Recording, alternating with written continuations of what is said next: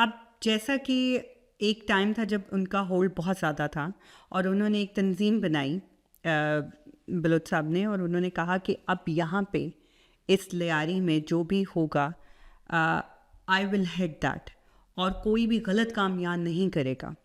True. और उसमें जो भी अगर कोई मनशियात फरोश कोई कर रहा था, कोई भी मनशियात का कारोबार हो रहा था, तो उन्होंने उसको रोका।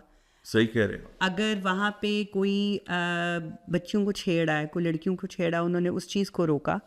तो इन सब चीज़ों से लोगों ने उनको बहुत ज़्यादा अप्रिशिएट किया।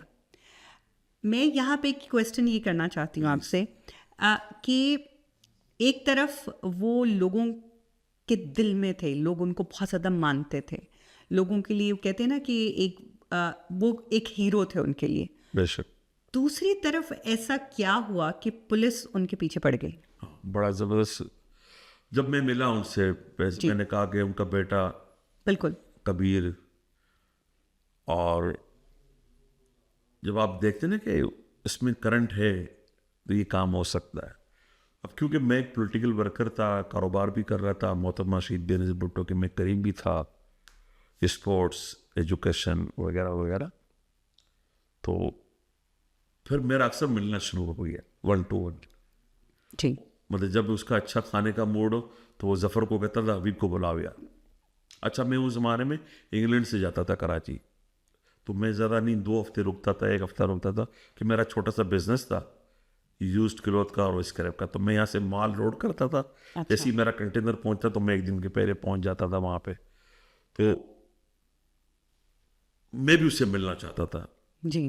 वो बोलते थे जब आप मिलते हैं तो दिल चाहता है कि फिर आप, तो अच्छा मेरा मिलने का मकसद एक ही था, उसमें मैं जफ़र बलोच शहीद को खराज अकीदत पेश करूँगा। वो बड़ा पॉलिटिकल एक्टिव था। जी। वो मुझे कहता था कि साहब तुम आता है भाई खुश हो जाता है। हमारे स्टाइल में जब तुम आता है भाई खुश हो जाता है, और तुमने ये बोला, तुमने वो बोला, सारे काम हो रहे। अच्छा, मैं जब भी जाता मैं कोई ना कोई कंस्ट्रक्टिव पॉजिटिव चीज़ छोड़ कर आ जाता था। मनशियात की जब आपने बात कही ना, ये एक वाक़या, सच्चा वाक़या। जी। हमारे एक दोस्त थे, अभी उनका इंतकाल हुआ हाल ही में, मेहदी अमरसी, और इत्तफाक से उनका ताल्लुक़ कायद आज़म की फैमिली से था। अच्छा। वो इंग्लैंड में ही होते थे, उनका मनी एक्सचेंज का काम था माशाल्लाह। तो एक दिन उसने कहा यार मेरे को भाई से मिलना है। और मैंने बोला मेहदी यार तुम क्यों, मतलब तुम रोज़ मिलते हो जाके, यार मैंने भी मिलना है। तो अब कभी कभी आपकी इज्जत दाव पे लग जाती है ना। जी। तो मैंने कहा चलो चलते हैं यार। जब वहाँ हम गए तो उनके इलाके में कुछ मेहमान आए हुए थे बलूचिस्तान। तो एक नशा है ईरान का, वो लोग बैठ के सिगरेटें पी रहे थे। अच्छा, मुझे सिगरेट से बड़ी एलर्जी है। जी।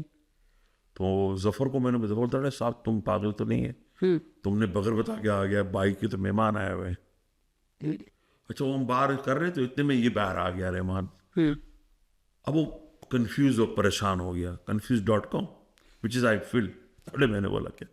अच्छा, वो गुस्से का भी बड़ा तेज़ था, जब हमको बताया गया था कि भाई बहुत तेज़ है, पागल है, जो मैंने अभी तक उसका गुस्सा देखा नहीं था।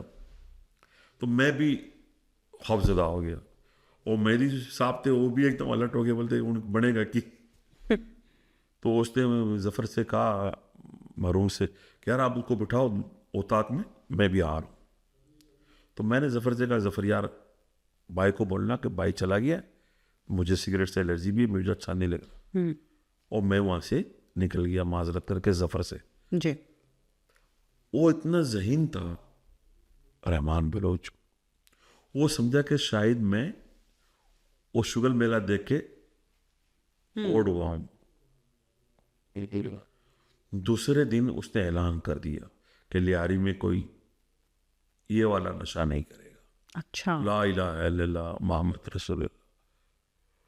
और मैंने बड़ा अजीब सा महसूस किया कि यार ये मजाक है क्या। अच्छा, जो लोग वो बेचते थे वो मेरे पीछे आगे लड़ने के लिए, तुम जाओ लंदन गर्क हो जाओ, तुमने ये किया, तुमने वो किया। अच्छा, उनमें हिम्मत तो नहीं थी मुझसे बदतमीजी करने की, लेकिन वो समझ रहे थे कि सारा कारोबार ही बर्बाद हो गया। तो रहमान में चैन की गुंजाइश थी, मेरा हौसला और बढ़ गया। जी।